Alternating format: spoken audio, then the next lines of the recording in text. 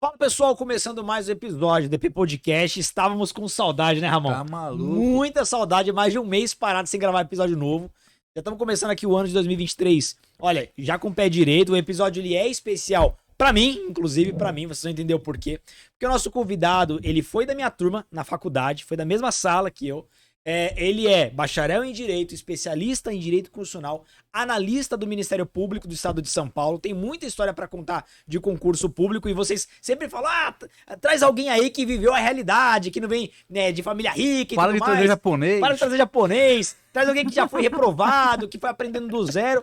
Ele é esse cara e realmente vai trazer muitas lições aqui para vocês. E tenho certeza que vai ser um papo muito bacana. Seja muito bem-vindo, meu amigo David Webster. Diego, uma honra pelo convite, fico muito feliz, honrado. Espero que a minha trajetória, em alguma medida, inspire os colegas concurseiros que nos assistem. Eu tenho certeza que vai, Sim, pô. Tem com muita história pra contar. Já tá fazendo quanto tempo de Ministério Público? São 10 anos, agora em 10 março anos. completam-se 10 anos que eu estou na instituição. Passa rápido, hein? Pô, Muito. mas você é novo, cara. Ele entrou novo. Entrou quantos anos, Não me Felipe? faça revelar a minha idade. Eu entrei com 22 anos. 22 no anos, Ministério entrou Público. muito novo. Porque parece que foi ontem o tempo da faculdade, né? Foi, exatamente. Quando eu ingressei no Ministério Público, nós ainda estávamos na faculdade, no último ano. Eu quero. A gente vai destacar nos mínimos detalhes sua trajetória, porque quando você ingressou na faculdade, você não fazia concurso. Então foi um período curto que você teve uma preparação muito intensa. Mas a gente vai entrar nos detalhes. Mas pra começar, David, por que Exatamente. direito? Por que você foi pro direito? Então, na verdade, o direito ele surgiu de maneira bastante precoce, na verdade, porque quando eu era adolescente, eu me lembro que eu assistia a uma reportagem que falava sobre reprovação na OAB. Eu nem devia saber o que era OAB, mas falavam sobre reprovação nessa prova e falavam um pouco também sobre a profissão de advogado e também mostravam inúmeras fotos do Largo de São Francisco, das arcadas do Largo de São Francisco. Para quem não conhece, é a Faculdade de Direito da Universidade de São Paulo. Eu achei aquilo tudo lindo, só que eu fiquei intrigado com aquela informação, que eu acho que esse era o pano de fundo né, da entrevista, da reportagem, que era o alto índice de reprovação na OAB. Muito novo, aquilo eu acredito que tenha ficado de alguma maneira no meu subconsciente. Por quê? Porque quando eu iniciei a 8ª série, a professora deu um trabalho sobre profissões. Olha, estamos encerrando o ensino fundamental, vamos fazer um trabalho sobre profissões. E aquela reportagem me veio à mente. Eu falei assim, vou fazer direito, né? Tentar entender um pouquinho mais sobre o direito. Inclusive, eu tenho esse trabalho até hoje lá em casa, essa apostila, guarda de recordação. E para mim foi muito simbólico, porque, para além disso, logo que eu terminei o ensino fundamental, eu tive a grata felicidade de ser convidado pela minha tia para trabalhar num escritório de contabilidade, do qual ela era sócia, em outra cidade. Então, com 15 anos, eu saí da minha cidade natal, fui para outra cidade, trabalhar nesse escritório de contabilidade, que era de advocacia também, porque o sócio proprietário era advogado.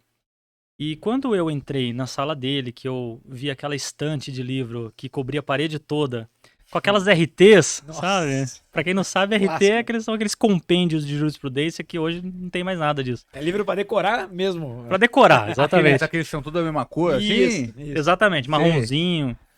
E fiquei bastante inspirado. E ele foi um grande incentivador na área jurídica, né? Eu até aproveito a oportunidade para mandar um abraço para ele. É uma pessoa por quem eu tenho bastante gratidão.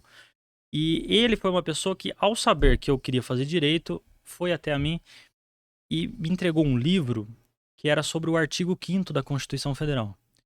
Conheça a Constituição, salvo engano, o nome do livro, escrito pelo professor Ives Granda. E daí ele falou assim, olha, esse artigo aqui, pra você que quer fazer direito, eu com 16 anos nisso aí. Pra você que quer fazer direito, esse livro trata do artigo 5º, que é o artigo mais importante da Constituição Federal, porque trata dos nossos direitos, garantias. E a Constituição Federal também é a nossa lei mais importante. Eu não sabia nada disso, não sabia que era a Constituição Federal, nunca tinha ouvido falar. E eu peguei aquele livro, assim, foi pra mim... eu tava me sentindo um pinto no lixo, né? Porque eu já tinha me inspirado lá na reportagem. Fiz um trabalho na 8ª série. Aí ele me vem com um livro desse.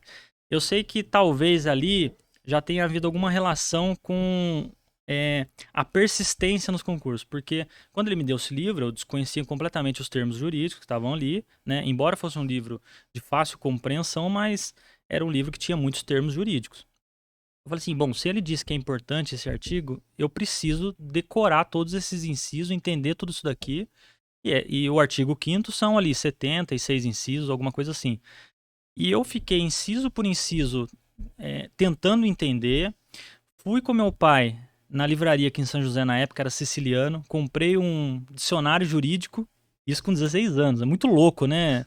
Então, eu tô achando muito louco com 16 anos, eu tava nem aí. Não tinha ninguém na sua família formado. Ninguém na minha família é formado no direito, acho que até hoje talvez eu seja o único. Com 16 anos eu ia matar a aula, eu tava nem aí. Foi muito precoce. E eu comprei esse dicionário e fui na persistência. Isso é uma persistência. Para quem tem 16 anos, não faz sentido, né?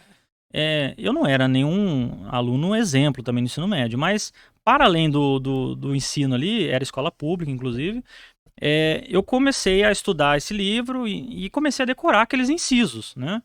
Depois, lá na frente, quando eu fui prestar concurso, que eu fui entender que artigo 5º era o que mais caía em todas as provas, eu já tinha decorado inciso por inciso. Eu falei assim, bom, isso aqui então não tá fora dos estudos.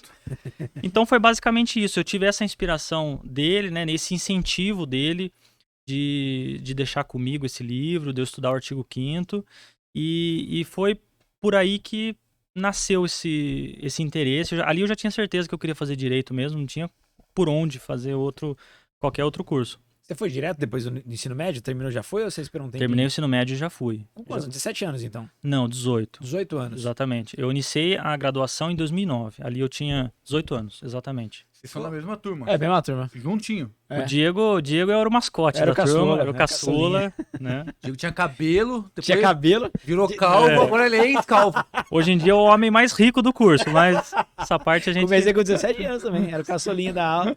Eu achei que você tava junto ali comigo, empatado. Você, tinha um pessoal ali. Não, mas eu tinha 18 já. E aí começou, mas o seu interesse era o direito. Até então não era o concurso público ainda ou era já? Não era. Quando eu entrei na faculdade, eu não tinha absolutamente nenhuma perspectiva de fazer concurso, nunca havia passado isso pela minha cabeça, talvez exceto o cargo de juiz. E cargo de juiz, para quem é calouro no direito, é muito comum essa pretensão para depois da faculdade, é claro. Mas ainda assim, eu cheguei a pesquisar sobre o cargo de juiz entrando na faculdade, falei, bom, se eu um dia for atuar na carreira pública, vai ser a carreira de juiz. Isso eu pensei como calouro ali, sem conhecer muito. E quando eu entrei no site da VUNESP, que era talvez tenha sido sempre a banca que organizou a prova da magistratura de São Paulo, eu via a lista classificatória final e ali mostrava a faculdade dos aprovados. Isso mostra nos editais de carreira, Ministério Público, magistratura, mostra a lista classificatória e a faculdade de cada um. E eu entrei nessa lista, e nessa lista mostrava assim, USP, PUC, Mackenzie. Eu olhei para aquilo, para mim foi um choque, porque o que passou pela minha cabeça naquele momento, talvez um tanto pueril a minha reflexão, mas era de que só quem estudasse nessas escolas, nessas graduações, teria condições de alcançar um cargo desse, e que talvez as próprias instituições prestigiassem apenas essas pessoas que estudavam nesses cursos. Mas depois, com o passar dos anos, foi que eu passei a entender que, na verdade, é um fenômeno que ocorreu ao longo dos anos.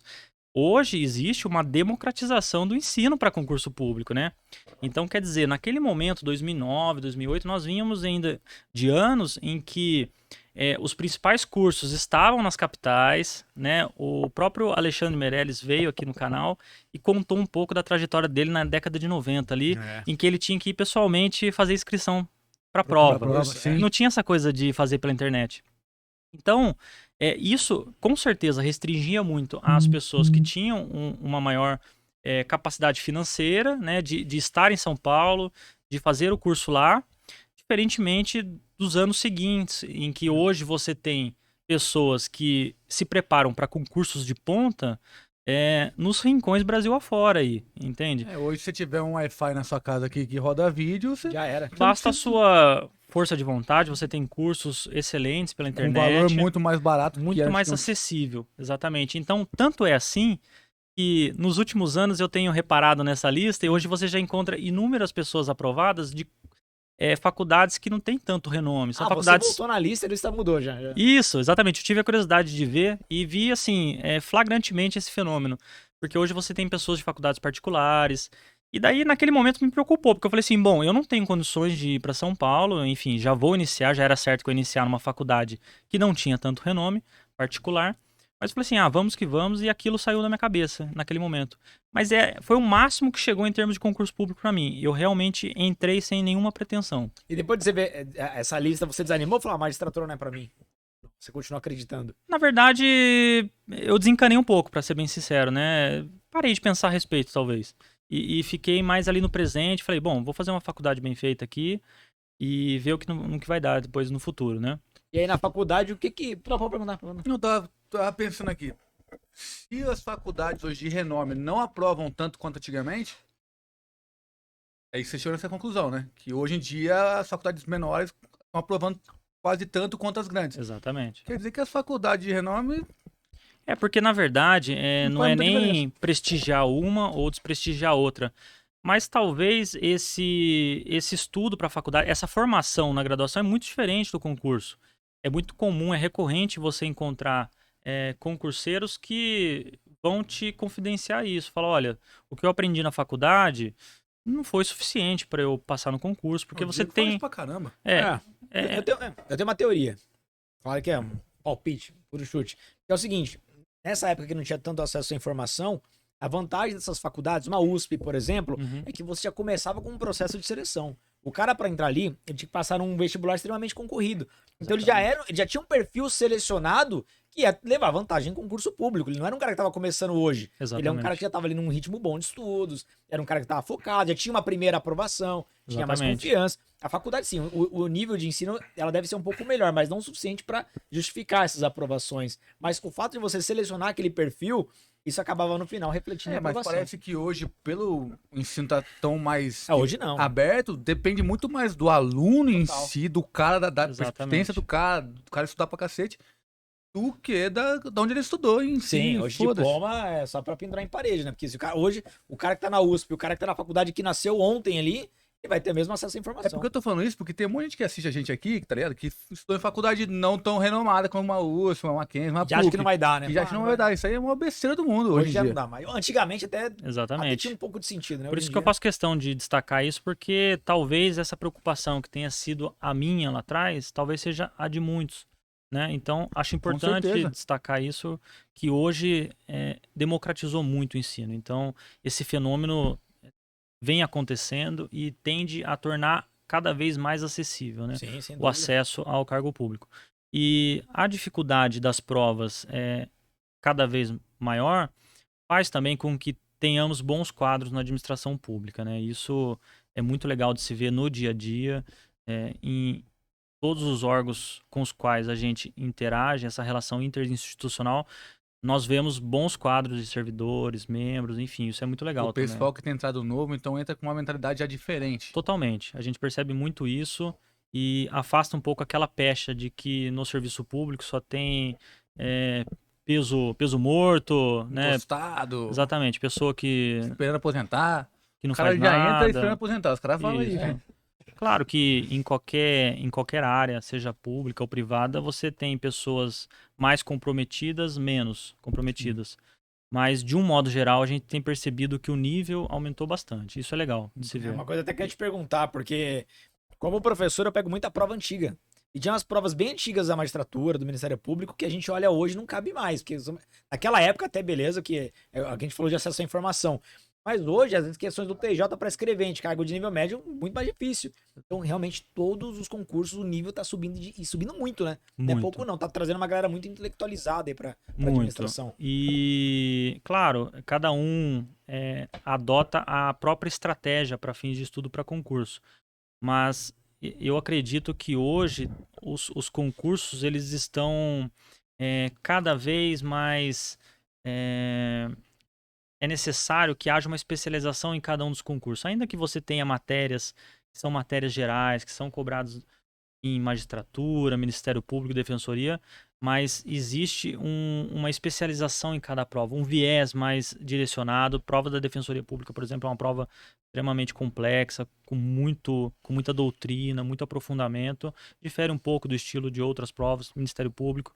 Então, eu tenho a estratégia de prestar para uma única carreira que eu acho que é mais Hoje em dia, para você produtiva. estar competitivo assim numa prova desse Exatamente. nível, você não pode ficar tirando para vários. Um cara vai de Exato. PF,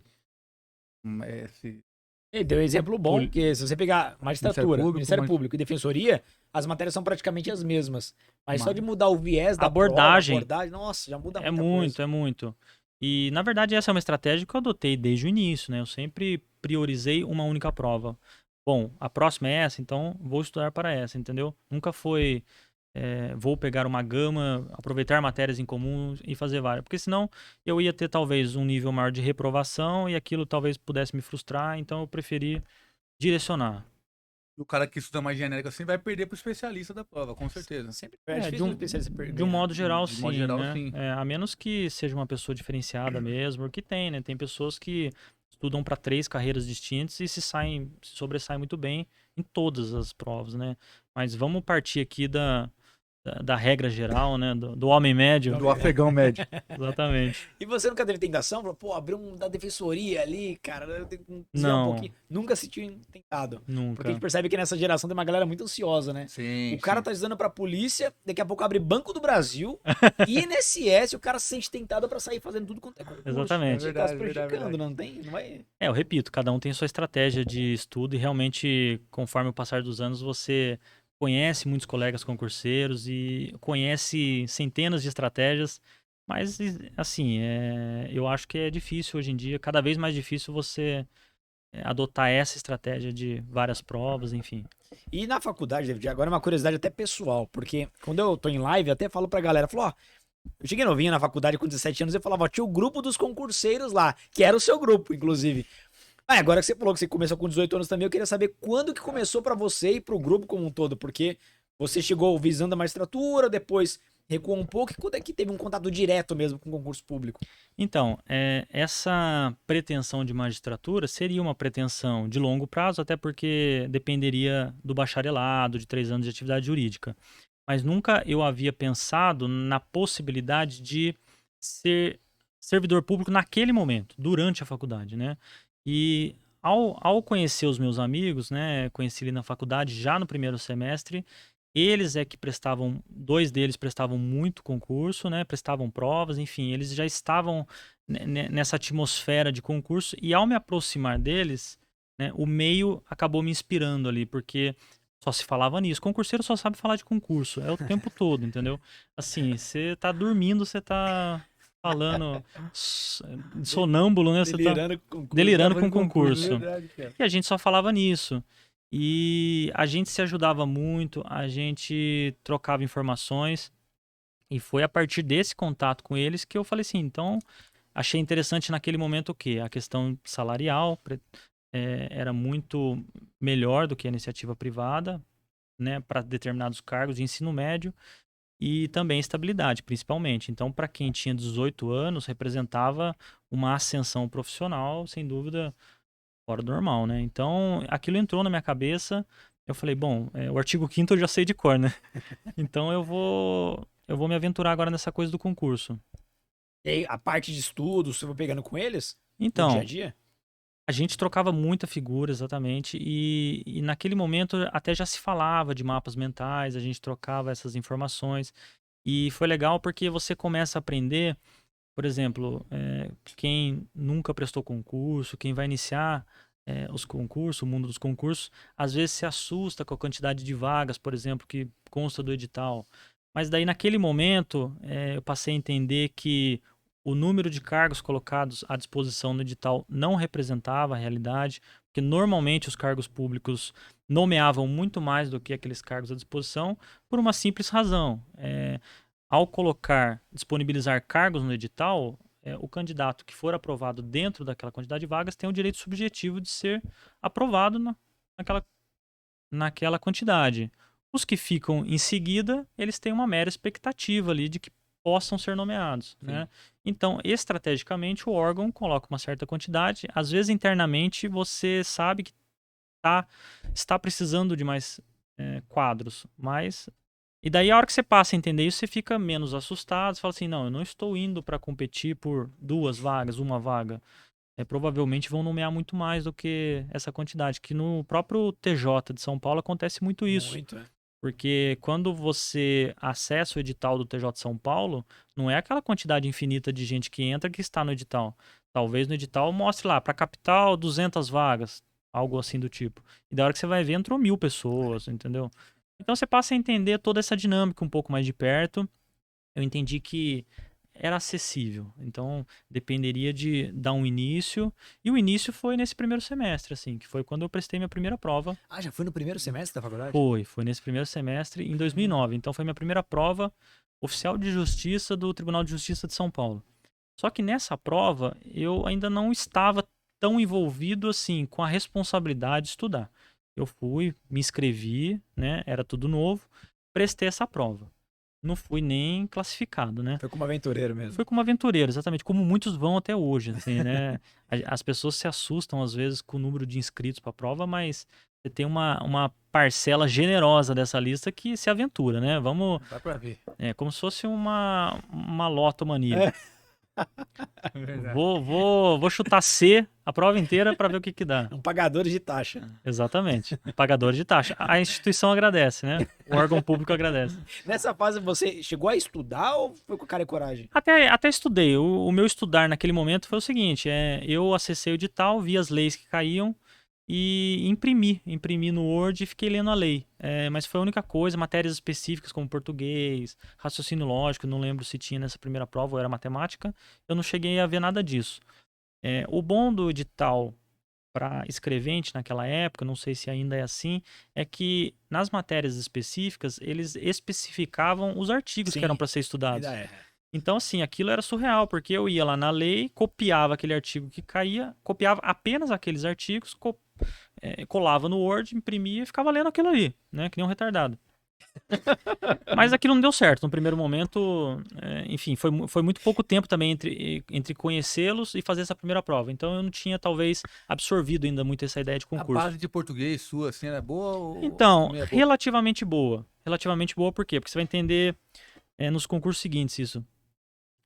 Daí eu entendi a necessidade, talvez, e ali sempre saindo vários concursos, eu falei pra eles, qual que é o próximo concurso que vai sair aí, né? E eles falaram assim, olha, tem um site que é o PCI Concurso, existe até hoje. Lá mostra os editais que estão saindo e tudo mais, e eles me falaram, olha, tem um que tem vários cargos, o CTA, o Departamento de Ciência, Tecnologia e Aeronáutica, vai soltar um edital para vários cargos civis lá, né? Lá tem cargos civis lá. Um deles era assistente de recursos humanos. E tinha a ver com o que eu fazia no escritório da minha tia, né? No escritório da minha tia eu trabalhava no RH, na área de RH. E eu falei, bom, faz sentido eu fazer essa prova. E assim, quando eu descobri que teria essa prova, dava uma diferença ali, talvez uma distância da inscrição até a prova de 3 meses. Eu falei assim, bom, é um tempo que eu vou estudar. Nesse momento, na prova do DCTA, é que entram ali as fichinhas. Eu começo a fazer fichinhas que seriam uns rudimentos de mapa mental. Não chegava a ser bem um mapa mental, mas ali eu fazia mnemônicos. Então, era abordada, por exemplo, a Lei 8.112 de 90, que é o Estatuto dos Servidores Federais. Eu pegava essa lei e passava ali a colocar quais eram os direitos, as vantagens, as proibições, tudo em forma de mnemônico. Às vezes fazia um desenho ou outro, alguma coisa assim. Mas naquelas fichinhas de conta corrente, ou até mesmo na sulfite. Eu pegava a folha de sulfite, cortava ao meio, e ali eu ia fazendo pequenos Você fazia da sua papeizinhos. cabeça ou você sabia que isso era legal? Você aprendeu com alguém? Assim? Então, a gente conversava muito sobre isso e já se falava um pouco sobre técnicas de estudo. Então, não era um negócio assim que eu tirei da minha cabeça. Não, a gente já falava assim, olha, essa coisa de você otimizar a sua memorização, isso é excelente, ajuda. Só que aquelas fichinhas, por mais rudimentares, por mais simples que fossem, elas já me ajudaram muito nesse concurso. Porque quando eu fui prestar, eu não estudei português daí para esse concurso. Fui com o que eu tinha de base, assim, da época da escola e tudo mais. E eu fiz essa prova E a parte de direito, eu fui assim, de maneira excelente, assim, acertei quase tudo por meio dessas fichinhas. Isso foi para mim revolucionário, porque eu falei, caramba, isso aqui é, né, descobri É ouro, a pô. roda aqui, né? Eu falei assim, com isso aqui eu vou prestar outros concursos, vou ter mecanismo para fazer o que é preciso, né? Só que em português eu tinha tido 6 erros. E eu acho até que português tinha peso 2, normalmente tem peso 2. E então de 20 questões eu acertei 14. Mas eu tive naquele momento a criticidade de entender que português era relevante, era muito relevante, porque o que acontece? Muitos prestam, nem todos são da área jurídica, muitos vão tentar se desafiar nas matérias específicas, mas já partindo do português com um nível muito ok. Então, assim, os caras que estariam lá no topo da lista teriam acertado 18, 19, 20 em português. Então, eu falei assim, bom, a base que eu tenho da escola não é suficiente para eu ir sem estudar, obviamente. Então, a partir de agora, a minha preocupação vai ser português. Então, eu vou numa livraria e vou comprar um livro de gramática. Foi o que eu fiz. Fui na Saraiva, já era Saraiva, no shopping aqui. Comprei um livro do Newton Teixeira de Almeida, salvo engano. Era um livro de... Famoso? Gramática é famoso. É famoso, né? Sou burro, nunca estudei, né? Com- Por isso eu tô perguntando. Eu comprei um livro dele e daí também os colegas na época falavam assim, olha, tem um outro professor de português que também é muito bom, o Décio Sena, compre um livro dele também que é bem voltado para concurso e tudo mais. Então eram livros específicos para concurso. Na capa do livro do Newton Teixeira era assim, gramática para concursos e provas em geral, militares, concursos militares, etc. Enfim, e eu comprei esse livro. E daí, nesse momento, entra a questão das questões. Porque no primeiro concurso de oficial de justiça, que eu caí meio que de gaiato, e até mesmo do CTA, eu não chegava a estudar por questões, entender como o assunto era abordado, né? E daí, nesse momento em que eu presto a prova do CTA, até para poder entender o que eu precisava estudar dentro do livro de gramática, eu passei a entender a importância de estudar pelas questões. Como a gramática é abordada no concurso, né? Sim, claro. Então, assim, ainda que, embora cada concurseiro vá ter sua estratégia, ainda que cada um que venha aqui fale a sua estratégia, você vai ter inúmeras diferenças entre cada método, mas alguns pontos são convergentes. E eu ousaria dizer que questões Necessário, né? é imprescindível, né? Assim, testar para aquela fase específica da prova. Se a fase específica da prova é questões, você precisa entender como a banca aborda aquilo, como você vai precisar estudar aquele assunto. E foi isso que eu fiz. Na época, não tinha essas plataformas de questões que hoje tem, né? Hoje é um negócio mais Nutella. Qual que é o nome mesmo? Porque concurso Que é o mais forte. concursos. Assim, o próprio Alexandre Meirelles veio até aqui, ele falava sobre provas anteriores, que era uma dificuldade enorme de conseguir provas anteriores. Então eu diria que talvez no momento em que eu passei a estudar por questões já não era tão dificultoso assim, porque tinha o PCI concurso. O PCI tinha todas as provas anteriores ali. Então, nesse círculo de conversa, esse é o tipo de assunto que acontecia, entendeu? Ah, você quer estudar questões? Então PCI concurso. Você vai encontrar provas anteriores da mesma banca. Então, se a banca cujo concurso você vai prestar VUNESP, então baixe prova da VUNESP. Por quê? Porque eles têm um banco de dados de questões e esse banco de dados ele vai se repetir em algum momento. Vão trocar os nomes só das pessoas que estão ali no enunciado. E então eu passei a entender que a estratégia era essa. Eu acho incrível até pra você falar. Aí, Diego, como todo mundo que vem aqui fala de questões anteriores, cara. É porque é o jogo que vai ser jogado, né? Exatamente. Própria questão. É imprescindível, cara. E tem nego que não faz questão ainda, né? Mas o David ressaltou muito bem. O ponto em comum dos aprovados é fazer muita questão. Tanto que hoje tenho amigos que estudam para carreiras, para concursos de ponta e estudam apenas por questões, né? É surreal, assim, cada um tem um método realmente. A pessoa estuda apenas por questões, faz como se fosse só uma engenharia reversa e fica só nas questões. Hoje, na nossa plataforma da Academia EDP, que é o nosso curso preparatório para o Civil de São Paulo, a gente percebeu que questões é imprescindível. Então, a gente Com tá certeza. Eu passei na prova da UAP questões lá, só com essa estratégia. Não faria isso hoje, não faria, porque eu sei que eu corri um risco alto, mas funcionou. Só Funcionou. com questões Acho que é anteriores. isso que importa, no final das contas. E daí tinha provas anteriores ali. Depois, num segundo momento, é que, pelo menos passei a conhecer livros que vinham com questões comentadas, né? O mais famoso deles na época era Wander Garcia. Sim. Então, esse livro dele eu tive, né, do Wander Garcia. Depois, o próprio professor Rogério Sanches também fez de carreiras jurídicas. E mais adiante, a plataforma do Que Concursos, assim, e tem outras também no mercado que são surreais. E então, naquele momento, fazer provas anteriores, entender o que eu precisava estudar dentro da gramática foi importante. E eu entendia, entra daí na questão do que o Ramon tinha falado, do direcionamento para o concurso. Eu pensei o seguinte: bom, eu preciso aprimorar o meu português, eu não quero um concurso que seja aqui a curto prazo. Conversava com eles, e aí, o que tem de pretensão para concurso do ano que vem? Daqui uns 10 meses, daqui uns 6 meses, 8 meses. E na época era falado sobre o concurso de oficial de promotoria. Falou, olha, tem uma expectativa de sair edital sobre esse concurso no ano seguinte, salvo engano. Foi 2010, eu acho. Acabou que saiu em 2011 esse concurso, mas eu tive um tempo necessário para me aprimorar no português e também nesse ínterim foi quando eu aprimorei meus mapas mentais, porque o professor Felipe Lima, juntamente com o William Douglas, eles publicaram a primeira edição do livro Mapas Mentais e Memorização.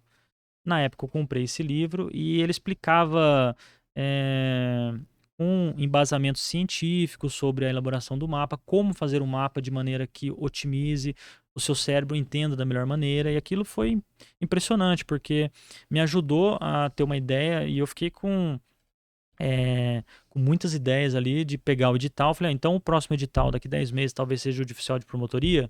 Então vou pegar o edital da prova anterior, né? Vou estudar por ele e começar já a fazer os mapas em relação aos artiguinhos que caíam, né? No oficial de promotoria era a mesma coisa que escrevente, cobravam os artigos. Você deu um up ali nos seus mapinhas lá que você tinha mais ou menos. Exatamente.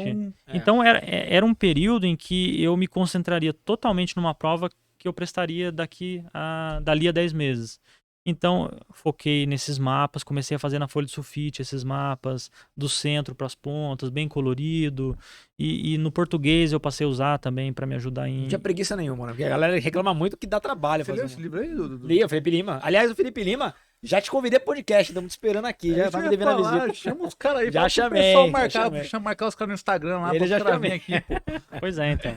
E o livro dele foi excelente. Depois, alguns anos depois, antigamente tinha feira de concurso, não sei se hoje em dia tem. Ah, não tem mais, eu nunca mais vi. Eu encontrei com eles na feira, com ele, com o William Douglas, depois eles autografaram meu livro lá, foi super gente legal. boa. Eu encontrei com ele na LFG faz tempo, hein? Nossa. Fazer E piada do cabelo de novo, mas não vou fazer, não. então o foco naquele momento era fazer mapas, elaborar mapas e estudar esses mapas. Tanto que quando eu fui prestar a prova de oficial de promotoria, eu tinha feito todo o edital naquilo que era necessário em cerca de 300, 400 mapas, folha de sulfite, 300, 400 folhas de sulfite. Caramba. E o meu trabalho diário era ler aquele mapa. E você lia cada vez mais rápido, porque o mapa é algo que vai entrando na sua cabeça. Na hora que você está na prova, você enxerga onde está no mapa a informação que você colocou. É impressionante. Deixa eu fazer uma pergunta. É claro que não precisa ser exata a resposta, mas certamente você gastava um tempo ali pra construir o mapa. Gastava um tempinho. Vamos imaginar que você demorou aí, sei lá, 10 meses pra construir os 400 mapas mentais depois. Quanto tempo mais ou menos você levava pra revisar tudo? Chegou a calcular isso? Pô, eu demorei tanto tempo pra construir, em média. Agora, pra revisar... Demorou 6 meses pra fazer, seria isso. Isso. Era muito rápido para revisar 300 mapas, né? Parece algo assim, é como se fosse um livro, né? Vamos dizer assim, 300 páginas. Eu revisava muito rápido. Não vou me recordar agora a quantidade de horas, mas nesse período aí que, inclusive, é bom ressaltar que assim, eu trabalhava, fazia faculdade e ainda elaborava os mapas. Então, é uma preocupação de muitos concurseiros, essa coisa de pensar que o colega só estuda, né, enquanto eu trabalho, então ele já sai na minha frente. Isso daí, assim, é balela, porque a realidade da maioria dos que prestam concurso é a de trabalhar, estudar. Na nossa pesquisa do nosso concurso que a gente trabalha, A maioria trabalha. A maioria trabalha, tem filho, eu acho impressionante. Não, exatamente, porque você acaba que prioriza aquele tempo restante, valoriza, né? E então, por exemplo, nessa época, já na faculdade, trabalhava em outra cidade. Então, quer dizer, a faculdade era em Jacareí, eu trabalhava em outra cidade, Paraibuna. Então, todo dia de manhã eu pegava 2 ônibus para ir para Paraibuna. trabalhava o dia todo, às 5h30 eu tomava 2 ônibus de volta para Jacareí e ia para a faculdade. A nossa faculdade terminava ali por volta de 10 para as 10 horas. E daí eu ia para casa, tomava um banho, comia alguma coisa e continuava a elaboração de mapas. Ah, você estudava depois da faculdade? Ainda também. Virou tipo um game, assim, pra você elaborar mapa? É viciante. Estudar para Isso. concurso é viciante, assim. Por isso que o concurseiro só fala de concurso. Porque É muito louco, é legal. Muito, né? Eu sou suspeito em falar, mas eu já tô 10 anos, Você né? curtiu o processo, né? Eu tô muito negócio que o tempo Thiago nisso. fala. Dá pra gente perceber uns detalhes na trajetória do David, que assim, por mais que ele tenha começado do zero, mas você tinha uma maturidade acima da média, porque Talvez. não só a questão de gamificar o processo, mas você foi num pensamento totalmente contra-intuitivo. A maioria pensaria o seguinte: quais são os concursos mais próximos? Sim. Você pensou o contrário, não, qual é o concurso daqui a 10 meses, 11 meses, pra eu ter a maturidade pra chegar lá já em ponto de aprovação. Exatamente. Totalmente o contrário da Porque média. eu já tinha a noção de que em conhecimento específico eu já tinha descoberto o caminho, mais ou menos, né? Olha, para eu memorizar esse assunto, eu tenho Mapa. mecanismos, mapas mentais, Te deu segurança. me deu muita segurança. Então eu falei, agora eu preciso atacar aquelas matérias que eu tenho mais dificuldade. Então, português, se eu tô errando 6 de 20, vamos lá tentar errar 2, uma ou até gabaritar. Então foi a hora que eu fui pra esse. Eu falei isso, que eu tô vendo ele falar, parece. Eu tô me vendo num videogame, assim, porra, eu sei que eu tenho que fazer aquilo naquele competição. objetivo, então eu vou fazer Exato. mapa que os mapinhas são, tipo, sei lá, com joguinho de videogame, que você tem as paradinhas, sabe? Passa Construindo, fase. você passa a fase. Aí você imaginou, tipo, vou fazer um mapinha que eu vou bater a Exatamente. missão, tá ligado? E daí aquela rotina diária me ajudava o quê? Na elaboração do mapa e na revisão. Por quê? Porque quando eu chegava à noite, era o único tempo que eu tinha de segunda a sexta para fazer mapas mentais, era no final da noite, chegando em casa. Então era ali que eu fazia, né? E todos os dias, todo santo dia eu fazia. E daí eu começava a revisar o quê? Nos trajetos da ida e na volta do serviço no ônibus. Caramba. Então eu levava a pastinha com os mapas, aquela pastinha sanfonada, cada ligado. parte da pastinha era uma matéria. Então eu tirava o mapinha e ficava no ônibus ali, forçando a mente, né? E isso é querer muito, é força de vontade. É você querer muito o negócio, uma coisa, e fazer tudo que tiver ao seu alcance para conquistar. E foi basicamente isso. Daí quando chegava no final de semana, que eu estava em casa, esse era um tempo mais dedicado daí para português, por exemplo, que já exigia em alguns assuntos ali coisas que eu não lembrava tanto, um cuidado maior, uma atenção maior, coisa que durante a semana era mais corrido, era mais para fazer mapas mentais mesmo, tentar entender os assuntos, porque não era só o mapa mental. Você precisava entender certas leis que você não conhecia tanto, mas essa rotina, volto a dizer, né, para quem fica preocupado com essa questão de tempo e tudo mais, pelo contrário, a própria rotina corrida me ajudou porque eu revisava mapas. Inclusive, por revisar mapas no ônibus, acabou que eu criei uma bolha em que pode fazer barulho que for do meu lado que não me atrapalha. Então eu vou fazer uma prova, tá tocando um pagode do lado, um samba, carnaval, não vai me atrapalhar. Aliás, eu trabalho e estudo com fone de ouvido o dia todo, com músicas. Então não me atrapalha, nunca me atrapalhou. Talvez tenha sido esse período do ônibus em que tava todo mundo falando e eu Você criava um acostumou. escudo ali e conseguia estudar, né? Você estuda hoje ouvindo música. Exatamente. Ah, com certeza foi esse período, assim. Não. É É impressionante. diferente isso. Pô, é impressionante. A força de vontade derruba qualquer desculpa, né? Qualquer. Porque você não tinha tempo. Então você estava num período que, teoricamente, estava exausto. Depois de uma Exato. jornada longa de Exato. trabalho, estudo, faculdade, trânsito, enfim. E você revisava no ônibus, que já vi muita gente choramingando, não dá pra ler no ônibus. Eu não... Cara, eu passei por isso. E eu lembro que no começo, não sei se aconteceu contigo, dava até ânsia de vômito.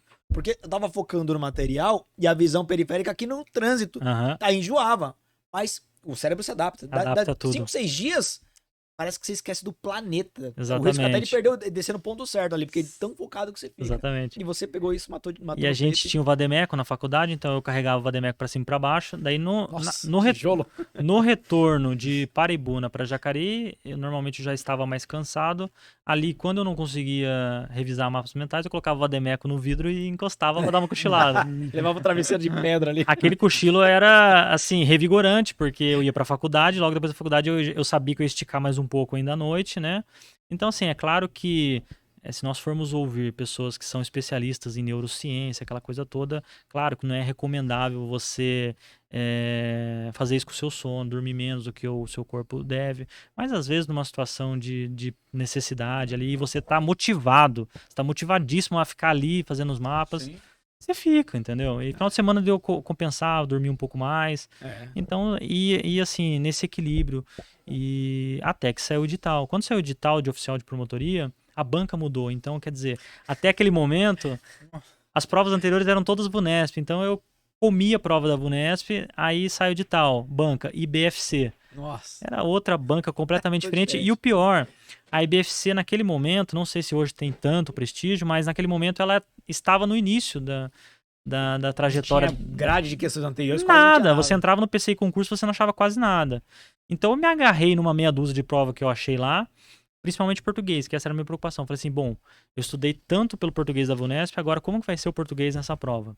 Mas sempre com aquele olhar do copo meio cheio, né? Assim, sempre como desafio. O desafio sempre foi legal, sempre faz com que a gente supere. E foi desafiador, a banca era nova, falei, vamos que vamos. E o mais interessante é que naquela prova, o peso 2 não era de português, língua portuguesa, era matemática. Eu acho isso bizarro, porque o que a matemática é relevante para um oficial de Era pra derrubar promotoria? mesmo. Nada a ver. Pois é, exatamente. É uma grande peneira, né, essa prova. E também me preocupava, porque, a base minha não é lá essas coisas, e matemática, não era minha vocação ali. Português ainda vai, né? Eu tinha uma base e fui me aprimorando. Agora, matemática, mas daí entrou também essa questão de provas anteriores e também canais no YouTube que eu acessava na época. Tinha um canal que o professor ensinava matemática lá, era uma lousinha verde, assim, ficava só uma mãozinha com giz, assim, explicando.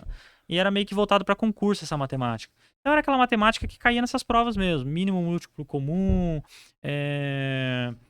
juros simples e composto. Então você começa a pegar o ritmo. Teve um amigo que me ajudou também na ocasião, e ele era engenheiro e tudo mais. Eu falei assim, olha, me ajuda aí que eu preciso passar nessa prova. Então, assim, eu fui sanando nesse período que saiu o edital essas matérias mais deficitárias. Mas os mapas mentais já estavam, assim, todos feitos. Foi só eu acrescentar alguma coisa ou outra. Até atos normativos do MP eu já tinha feito mapa. Porque nessas conversas produtivas da faculdade com os colegas concurseiros, eu já tinha entendido que se você pegar um edital anterior, você já consegue adiantar muito bem o seu próximo certame, né? Então, você consegue ter uma noção do que vai cair, a menos que mude uma coisa ou outra, mas era basicamente isso. E tinha a segunda fase de digitação também nessa prova de oficial. Assim como tem na de escrevente. E essa questão da digitação foi muito legal, porque foi muito engraçado. Porque eu prestei essa prova para oficial de promotoria, fiquei bem classificado, fui classificado para a segunda fase, né?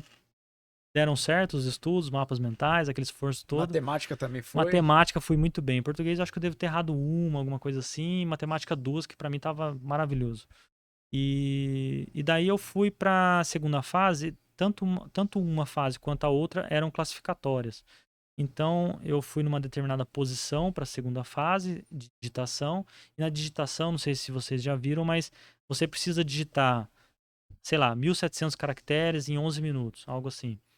E era uma fase totalmente nova, né? Nós fomos lá no laboratório da Unital, em Taubaté, uma sala cheia de computadores, e ali você ia realizar a prova. E era surreal, porque a hora que o fiscal de sala falava valendo, era todo mundo destruindo o teclado, entendeu? Barulheira. Então, se você ficasse um pouco nervoso ali, não saía. Só que o mais curioso foi o seguinte, quando lá no início, com 15 anos, minha tia me convida para ir trabalhar no escritório com ela, o que eu penso? Eu falo o seguinte, bom, eu vou trabalhar no escritório, eu preciso digitar. Eu preciso aprender a digitar no computador, porque isso aí eu vou usar no escritório. Então, no computador do meu pai, tinha um curso online de digitação. Eu falei assim, eu vou fazer esse curso para eu aprender. A gente é novinho, consegue absorver muita coisa, né? E, exatamente. Daí eu aprendi ali a sequência do teclado, o programinha tinha ali umas bolinhas que você precisava ficar estourando, escrevendo ali rápido, e sempre aumentando o nível ali. E naquele momento eu até falei assim, bom, agora que eu já memorizei onde estão as teclas do teclado, eu vou abrir um livro e vou começar a devagarinho digitar um texto. E ali eu evolui muito. Então, quando, anos depois, eu vou prestar a prova para oficial de promotoria, essa segunda fase cai como uma luva para mim. Porque eu digitava muito. Então, quando eu passei da primeira para a segunda fase, o meu treino era pegar reportagens da internet que tivesse mais ou menos isso, 1.700 caracteres, e ficar digitando para ver se eu fazia em 11 minutos.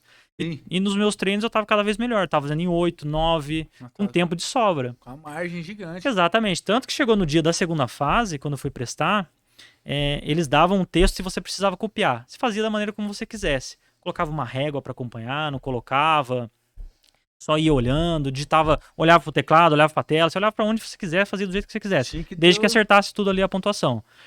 E daí, na hora que gritou valendo lá, eu fui digitar o texto todo ali, e eu fui rápido a ponto de eu conseguir reler o texto que eu tinha feito, corrigir para ver se eu tinha feito tudo, e a hora que eu vou corrigir, eu percebo que eu havia me esquecido de uma linha inteira. E essa linha inteira provavelmente ia me tirar muitos pontos, eu ia ter ido muito para trás. Só que como eu estava avançado, adiantado, eu consegui completar essa linha que faltava, e foi o que me fez também subir classificações para a segunda fase, e daí foi quando eu fiquei bem próximo, fiquei em 26º, alguma coisa assim do tipo. O edital eram naquele momento 4, 5 vagas, salvo engano.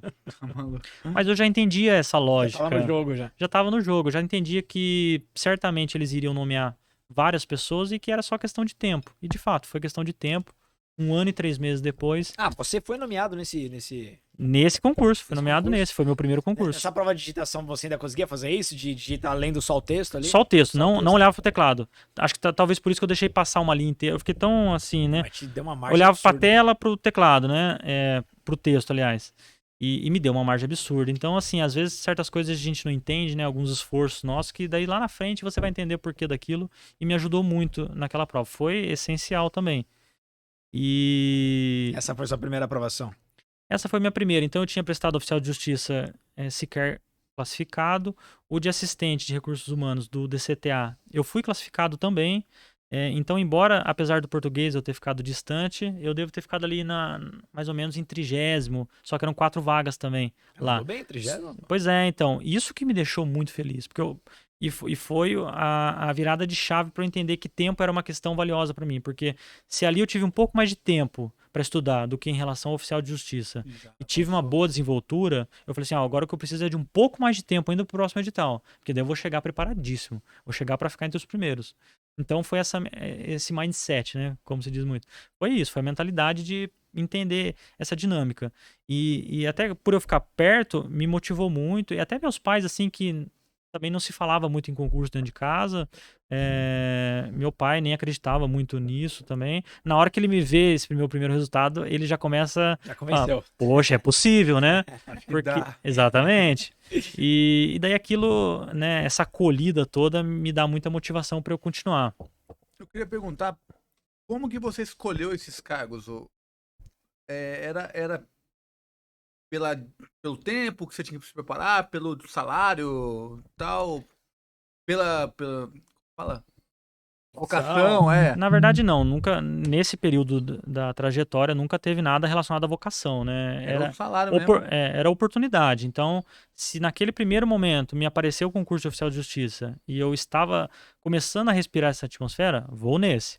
Qual que é o próximo concurso aí, gente? É o de assistente de RH. Você nem pensava o que ia fazer depois. Vou nesse, exatamente. E daí eu pegava o edital, via que as matérias eram edital enxuto. Esses editais todos eles eram relativamente enxutos. Então eu falava assim, bom, é um edital que dá para fazer.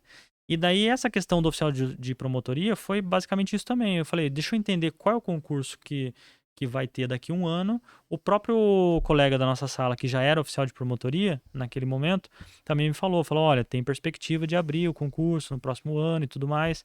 Então, por uma questão de estratégia, eu falei, vou estudar para esse concurso. Mas nada relacionado. Eu nem sabia o que era Ministério Público, né?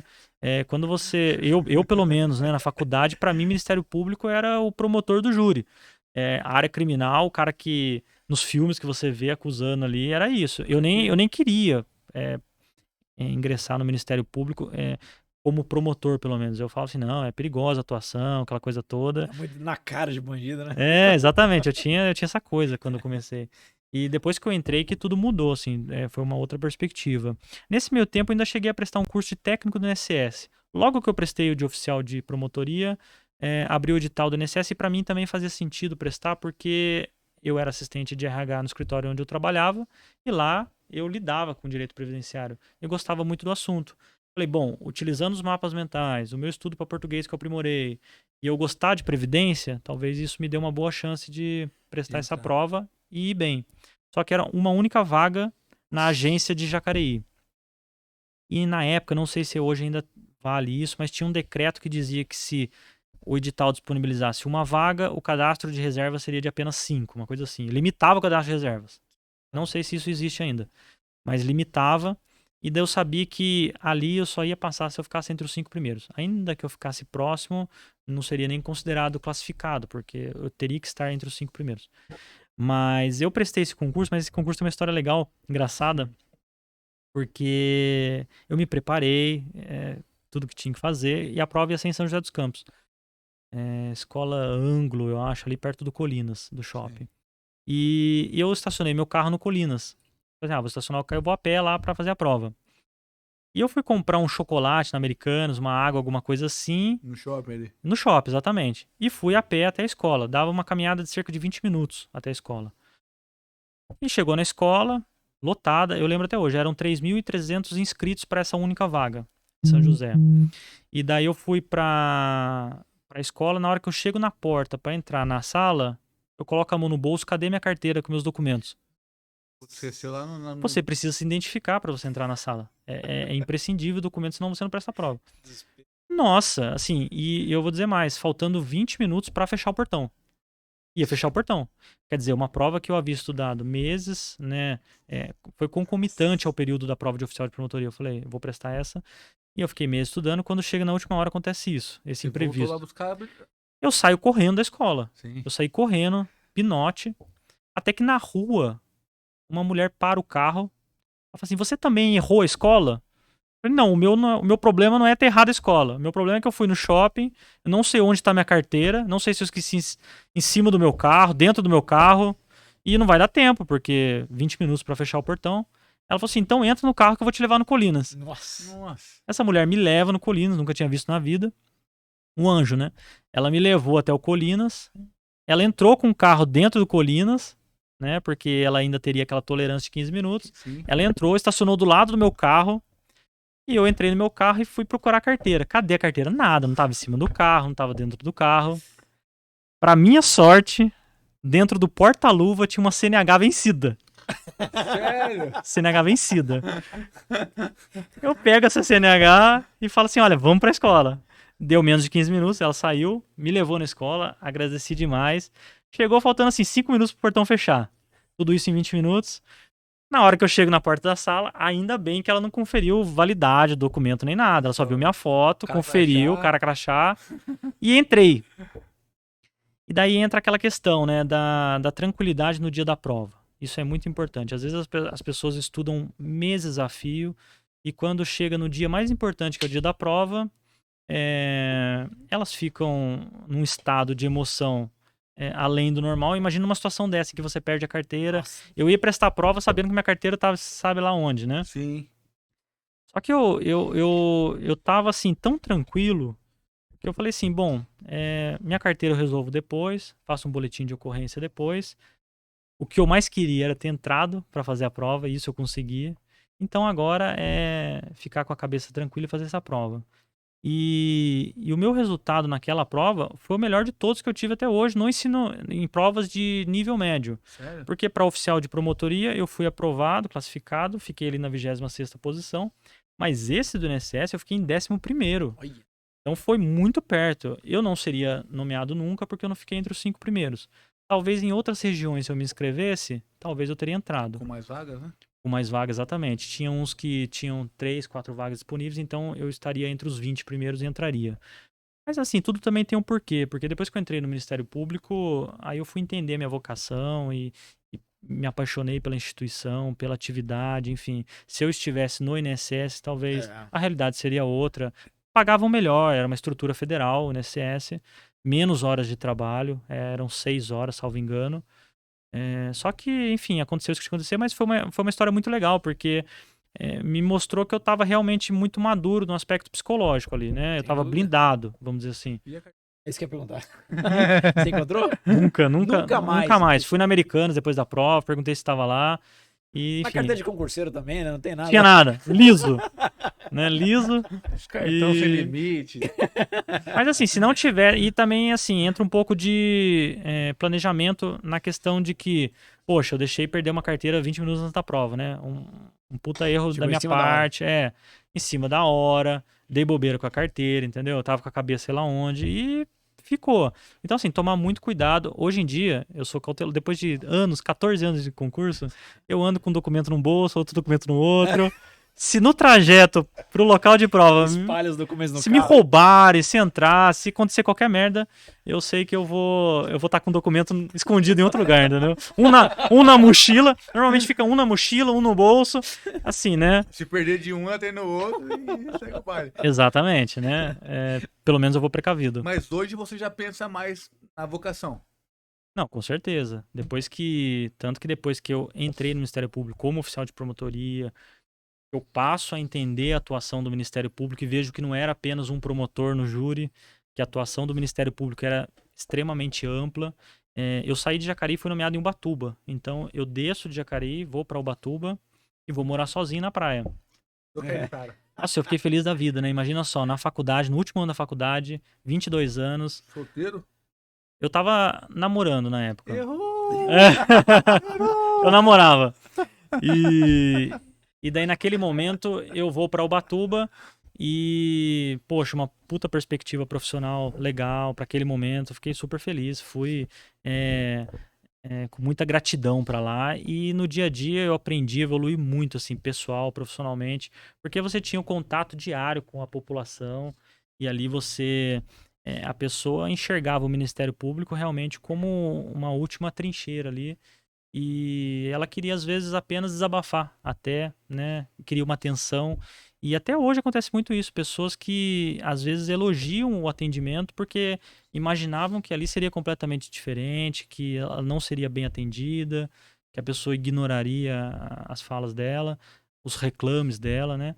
Então, ali eu aprendi tudo isso. Foi um momento de muito aprendizado. E daí, logo que eu entrei e vi tudo isso, e com a cabeça de concurseiro, eu falei, bom, esse ano eu termino a faculdade. O último ano foi ali que eu fui descobrir o cargo de analista jurídico, né? Até então eu nunca ouvi falar desse cargo, até porque era recém-criado. Foi criado em 2010 esse cargo no Ministério Público, de analista jurídico. Nossa, bem novo. Bem novo, é. Então eu tinha ingressado no Ministério Público em 2012, eram 2 anos só. Só que a perspectiva era de edital naquele ano mesmo que eu entrei. Então, eu entrei em março de 2012 no Ministério Público. Havia uma previsão de prova para julho, agosto, alguma coisa assim. Eu falei, não, é essa prova.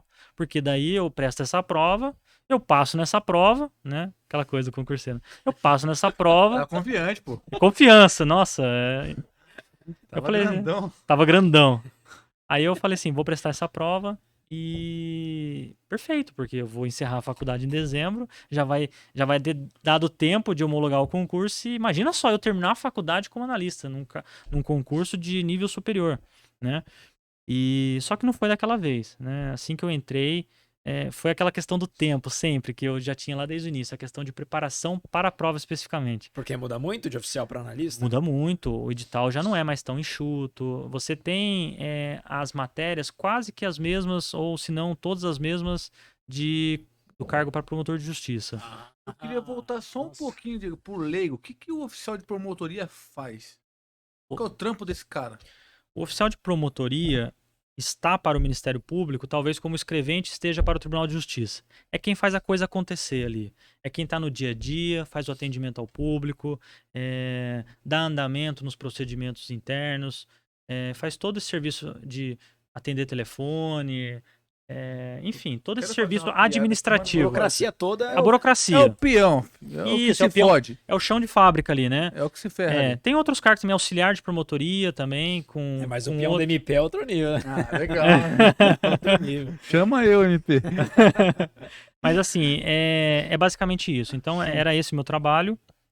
E daí, quando eu vejo aquele edital para analista, estava muito perto, então mudava bastante, assim, a questão era mais aprofundado.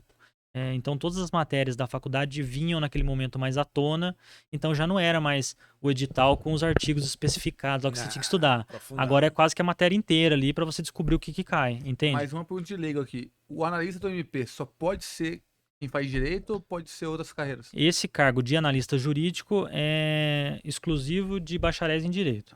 Tem outros cargos no Ministério Público de analista, até por isso que se chama analista jurídico, porque tem outros analistas de promotoria de áreas específicas, né? Não me recordo agora exatamente, mas psicologia, salvo engano, tem outras áreas.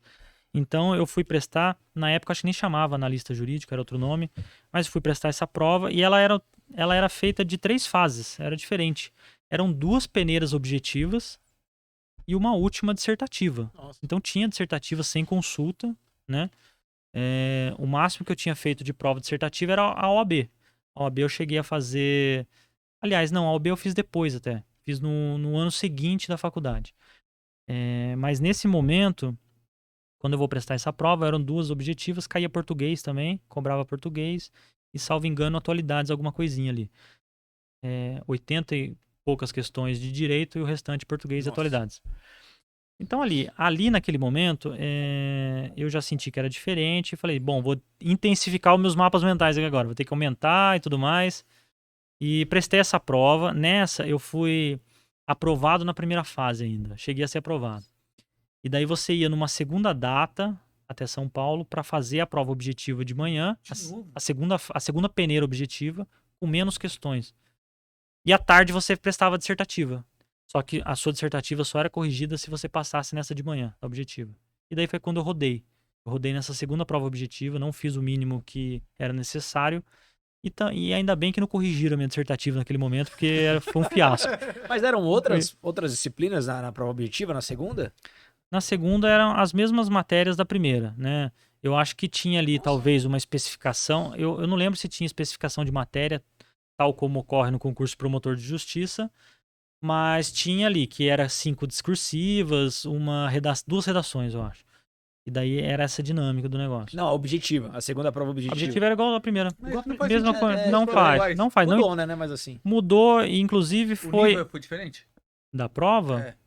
É. Existia um obstáculo a mais, né? Você passou em uma e rodou na outra. Né? Exato. Então o nível de dificuldade era o mesmo, mas você precisava passar por 2 obstáculos. Só que o que acontece? Foi a IBFC também que prestou aquela prova. Foi a única vez que ela fez essa prova, entendeu? Mais voltou. Porque eu acho que o primeiro certame aquele dali era o segundo certame para analista jurídico do Ministério Público de São Paulo. O primeiro havia acontecido em 2010 e era a VUNESP quem aplicava a prova. Foi a IBFC, acho que aproveitaram o mesmo contrato de licitação da prova de oficial de promotoria para fazer esse de analista. Só que daí no seguinte, que foi em 2014, já voltou para a VUNESP. E daí é nessa segunda prova que eu passo, de analista. Então, ali eu tinha o tempo que eu gostaria. Qual que é o período de uma para outra? Prova. 2013, eu presto a primeira prova de analista em 2012, ainda no último ano da faculdade. E daí eu vou prestar outra prova em 2013, ano seguinte. O ano seguinte. Chega a ser no ano seguinte, porque eu fui nomeado em abril de 14. Então foi no ano seguinte. Você não parou de estudar. Não parei. Não só não parei, como eu intensifiquei, porque eu disse o seguinte, olha, o que eu preciso é de tempo.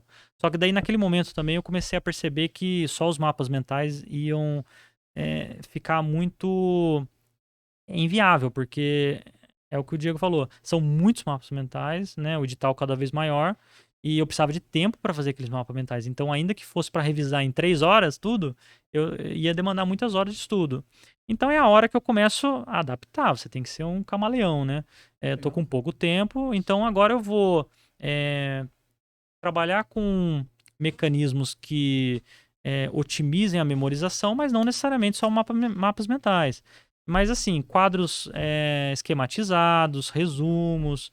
E comecei a dinamizar um pouco ali o estudo para esse concurso. E é nesse meio tempo que eu presto a prova da OAB, inclusive. Daí. É no ano seguinte da... Mas colagem também. Mas você chegou a estudar pra OAB ou simplesmente... Não, só fiz. Assim, o máximo que eu fiz para a OAB foi estrategicamente estudar lá a matéria de ética, né? Que essa é fundamental. Essa até hoje existe um livro só para isso. Né, os cursinhos batem muito nisso. Domingo de manhã eu vejo professor fazendo live de ética. De ética. Sempre domingo. É verdade. Exatamente. Na época eram 100 questões da OAB e tinha que fazer 50. Só que assim, a verdade é que para quem já prestava concurso, com uma exigência de nota de corte muito alta, a OAB se tornava algo, né, mais simples, porque bastaria você acertar 50% da prova e a segunda fase você escolhia a matéria que você queria fazer, né? E eu fiz constitucional na época. E foi nesse contexto. Então, enquanto eu estudava para analista, eu aproveitei o gancho ali, acrescentei ética e prestei OAB. Prestei, fui para a segunda fase, passei na segunda fase. Então, é aquela sensação de que missão cumprida, vamos página. superar. Se a tia perguntar, tem OAB? Tem. Exatamente. Sempre tem, né, quem faz direito. Aham. É bem isso mesmo. E não sei se um dia eu pretendo atuar, mas tá lá, a OAB. E foi isso. Então eu aproveitei esse período, né? E então quando eu prestei a próxima prova, foi já no ano seguinte, eu já senti que eu já tinha mais bagagem. Então sempre eu percebi que essa dedicação exclusiva para a prova era essencial para mim. Para outras pessoas talvez não, mas para mim era essencial eu me dedicar àquele certame, até para eu ficar tranquilo. E naquele momento eu já prestava a prova de uma maneira muito tranquila, até porque eu já era servidor do Ministério Público. Então assim, Tem a pressão mais, né? você não tem um peso sobre as costas. Na verdade, eu nunca senti esse peso, porque o fato de você também trabalhar durante todo o período seu de preparação faz com que você se sinta tranquilo. Então, para aqueles que, novamente, se preocupam com o fato de trabalhar e estudar, é muito mais proveitoso você trabalhar, porque você fica mais tranquilo no dia da prova. Porque alguém tranquilo na prova que não estudou determinado assunto tem mais chance de acertar uma questão do que aquele que, não tendo estudado essa questão de acertar, do que às vezes aquele que estudou tanto, mas que está nervoso e que vai errar. A chance é muito grande. O concurso é uma oportunidade legal, mas não é só tábua de salvação única ali, né? É o que Exatamente. você falou, primeiro demorou 1 ano e meio pra te chamar. Demorou 1 ano e 3 1 meses ano e de 3 meses? oficial. Pô, Então, imagina. nesse período eu estagiava, enfim, estava por aí e só estava esperando. Eu sabia que uma hora ia acontecer e de fato aconteceu. Então, quando eu vou para analista, eu já estou com vários anos de estudo para concurso, enfim, já tem aquela bagagem, você já se sente cada vez mais experiente nessa rotina. Eu achei engraçado você largar seus mapas mentais. Pois é, então é O curioso time isso, tá né? ganhando, se mexe. Pois é, É pra exatamente. aprofundar, né? Ele precisa aprofundar. Exatamente. E tanto é que hoje eu vejo em alguns Instagrams de pessoas que são, inclusive, promotores de justiça que estudaram apenas por mapas mentais, Caramba! vendem mapas mentais, enfim. Tem essa coisa também. Então, são pessoas que fizeram os mapas mentais e, pelo jeito, só estudaram por aquilo, assim. Claro, dá uma aprofundada em outras coisas, mas você tenta passar tanto quanto possível as informações, ainda que doutrinárias, para o mapa, transformar aquilo em imagem, em um negócio colorido ali, enfim. Só que é muito trabalhoso, coisa. é muito trabalhoso. Então, assim, foi uma estratégia, foi um risco, mas que eu decidi correr e que deu certo, assim, no segundo momento. Veio essa aprovação e ali, para mim, era uma aprovação que vinha num excelente momento, porque formação em 2013, né? 2009 a 2013. Já no ano seguinte, eu consegui essa aprovação para analista, foi Bem muito demais. bom, porque ali eu já entendi que, pelo que eu conheci da instituição, era o próximo degrau que eu realmente tinha que percorrer, esse de analista, para que um dia eu pudesse vir a estudar para promotoria de justiça, enfim. Era um degrau que eu ia aprender todo o serviço, eu já não ia ficar mais no administrativo apenas, eu ia realmente todos os dias lidar com matérias jurídicas. Isso, sem dúvida, foi um divisor de águas, assim. Sem dúvida. Né? Antes de a gente até voltar, e quero detalhar mais a parte que vocês dão para analista no segundo concurso que você passou, deixa eu tentar contextualizar, porque você falou que lá atrás, no concurso de oficial que você passou, demorou 1 ano e 3 meses para te chamarem. Nesse período, você continuou estudando e fazendo outros concursos ou você esperou te chamarem? Esperei. Na verdade, quando eu prestei a prova para oficial de promotoria, foi em dezembro de 2011. Então, deu esse 1 ano e 3 meses. E daí a prova seguinte que eu prestei foi a do INSS, A carteira? da carteira, que foi em janeiro ou fevereiro de 2012, salvo engano. Então, depois de ter prestado essa prova e o resultado sair, era a Fundação Carlos Chagas até, era a primeira vez que eu havia prestado uma prova deles. Saiu o resultado ali, vi que eu estava em 11º, mas que eu não teria nenhuma chance de ser chamado. Falei, bom, agora, sabendo que eu estou em 26º e eu acompanhava, né? Então eu e mais alguns colegas, a gente ficava acompanhando a lista todo dia no Diário Oficial. Todo dia. Pra ver quem, exatamente, pra ver quem tava sendo nomeado. Entrava no Facebook da pessoa, perguntava se a pessoa ia assumir ou não. Era... Fica pirado, tá louco. Tem um amigo que trabalha comigo que ele fala, e na época hoje ele é analista junto comigo, e no passado ele foi oficial junto comigo, entrou junto comigo. E daí nós ficávamos fuçando a vida alheia. Ele fala assim que era o o Nudiva, né? Ele chamava de Nudiva, era o Núcleo de Investigação da Vida Alheia. A gente pegava o nome da pessoa, entrava no Facebook lá, na época era Facebook, e perguntava pra pessoa, enxerido mesmo. E daí eu fui percebendo que as pessoas estavam sendo nomeadas, mais do que os 4 que estavam no edital.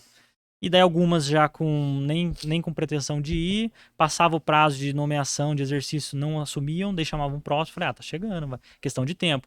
E nisso eu também ligava no próprio Ministério Público, eu ligava na área regional, falava, o seguinte, eu tô em 26º, tem chance de chamar? Ah, tem sim e tal. Então eu falei assim, eu vou ficar tranquilo. Estudava, até porque tava no último ano da faculdade, né, Diego? Então... O último era o pior, né? Que tem TCC, tem um monte de coisa. Exatamente.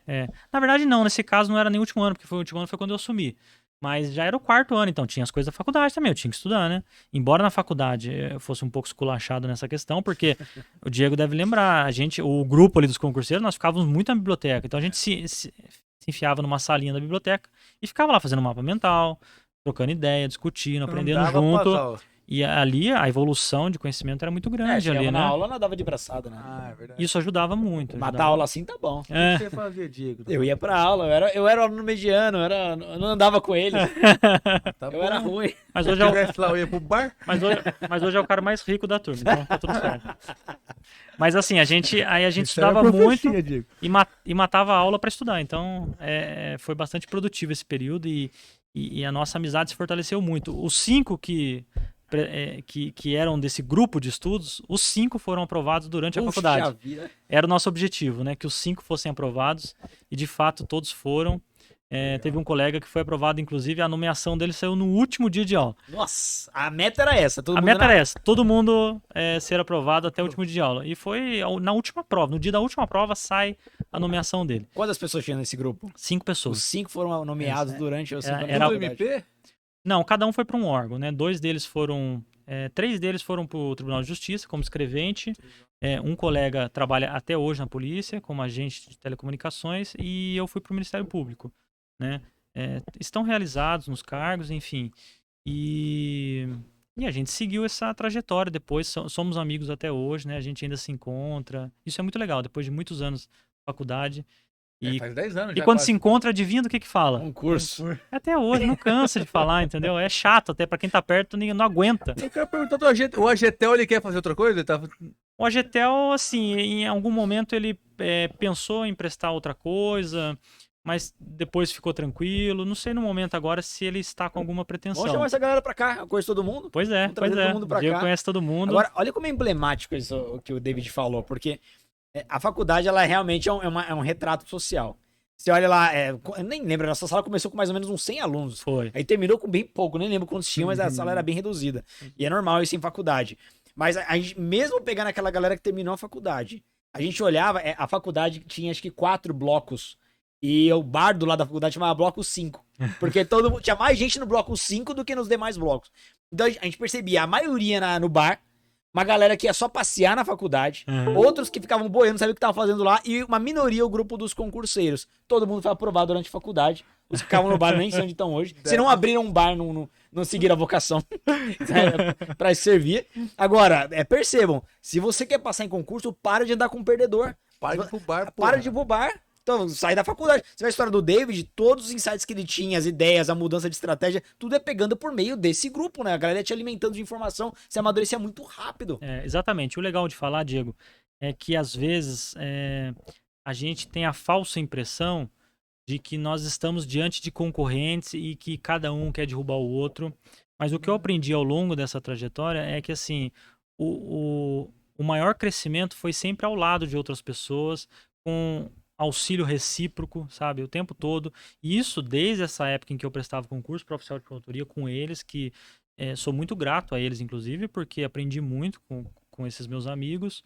E até hoje isso acontece, né? Eu caminho junto com pessoas muito queridas para mim, amigos, e a gente troca figurinha, troca material, se fortalece, porque psicologicamente cada vez vai dificultando mais o nível de prova. E então, assim, não caia na besteira de achar que não vou compartilhar nada com o colega, não vou conversar com o colega, porque ele é seu concorrente.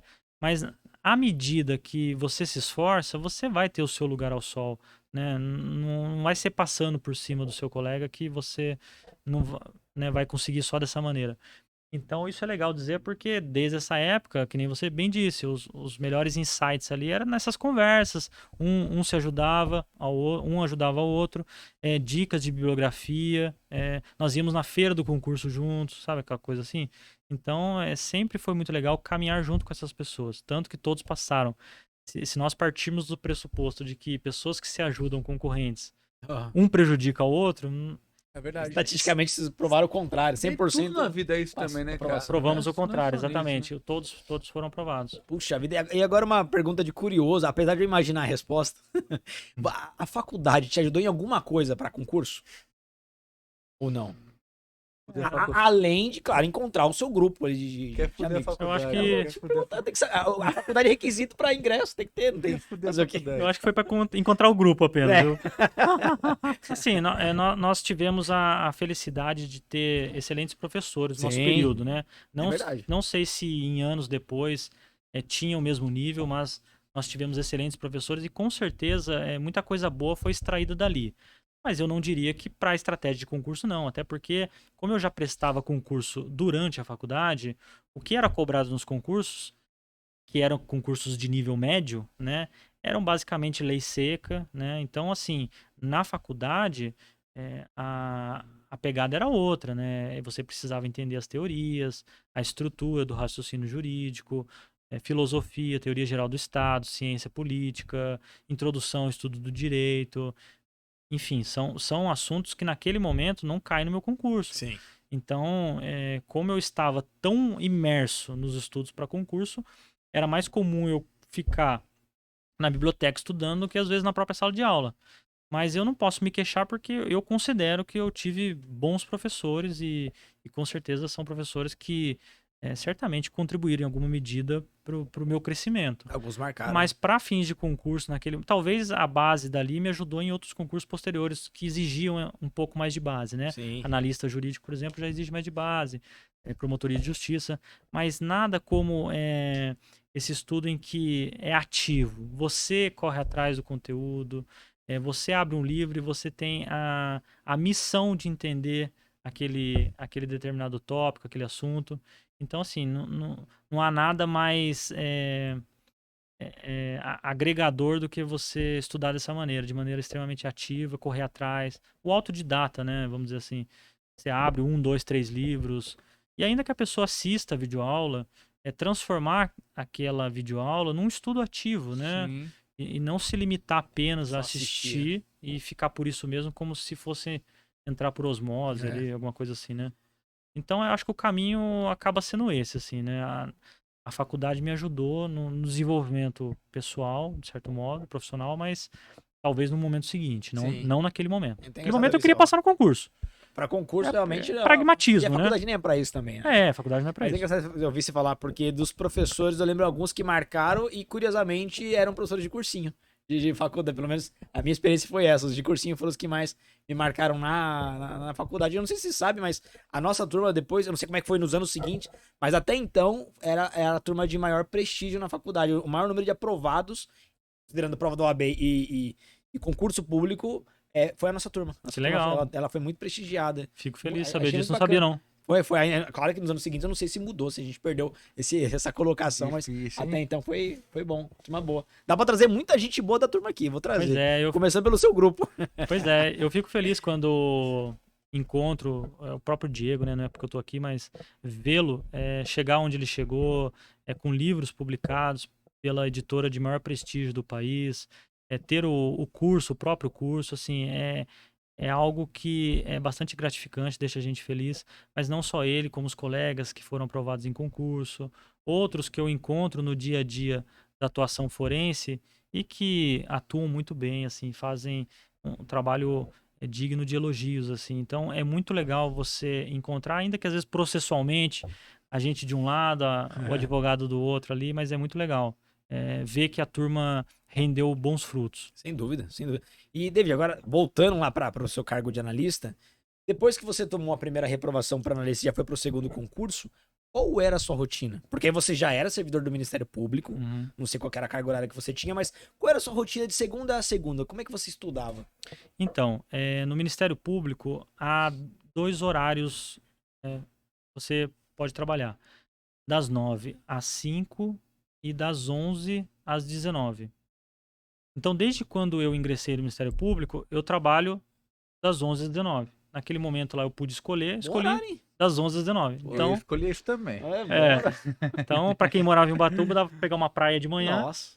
surfar, e tinha gente que fazia isso, chegava com a prancha no fórum. Porque lá em Ubatuba é muito comum os caras andarem com a bike e com a prancha do lado, assim, num suportezinho. Tinha cara que chegava no fórum sem camisa, de chinelo, de bermuda e com a prancha do lado, você entendeu? Isso. Às 11 horas. O horário do tribunal é um pouco parecido também. Então, esse foi o horário que eu escolhi, das 11 às 19. E eu tinha o hábito, acho que talvez pela época de oficial, de precisar estudar à noite, madrugada, foi um hábito que eu acabei mantendo esse hábito. Então, acontecia que eu trabalhava o dia todo, chegava à noite, eu comia alguma coisa, descansava e ia estudar. Era o horário que eu mais adorava estudar, na madrugada, porque estava tudo em silêncio. E como eu morava perto do mar, eu ainda tinha o privilégio de poder escutar as ondas do mar enquanto eu estudava. Sim. Isso era surreal. Mas eu gostava de estudar à noite. E daí o que eu fazia? No dia seguinte eu acordava tarde, né? Eu ia trabalhar às 11, eu acordava 9, 10 horas, enfim. Então o meu estudo era quase que totalmente na madrugada. Isso eu mantive por longos anos. Todo esse período para passar para analista foi sempre lá em Ubatuba, na madrugada, ou em Jacareí também. Porque acontece... É uma história engraçada porque eu era oficial em Ubatuba. Então, em março de 2013, eu assumo como oficial em Ubatuba e lá permaneço até agosto de 2015. E nesse ínterim foi quando eu prestei a prova para analista, e especificamente em 2015. Em 2015 eu presto a primeira prova para analista e passo nessa primeira fase para analista. Entre a primeira fase e a segunda fase, sai a minha remoção que eu havia pedido para Jacareí. Então eu volto de Ubatuba para minha terra natal e vou em seguida prestar a prova para analista. Em dezembro, sai o resultado.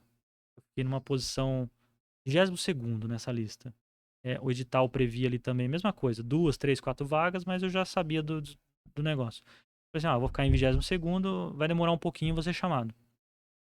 Aconteceu que o Ministério Público nomeou a primeira leva. A primeira leva foi de 1 a 19.